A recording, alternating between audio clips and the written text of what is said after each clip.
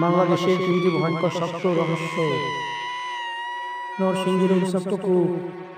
নরসিংদীর এক পুরনো বাড়ির পাশে আছে এক কূপ, যেখানে নামার 21 দিনের মধ্যে মানুষ পাগল হয়ে আত্মহত্যা করে।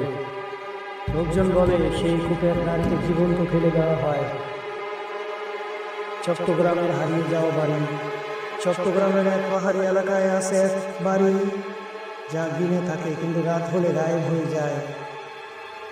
রাত হলে দেখা যায় এক নারী দরজায় দাঁড়িয়ে হাসে এবং পুরো বাড়ি অন্ধকারে মিলিয়ে যায়।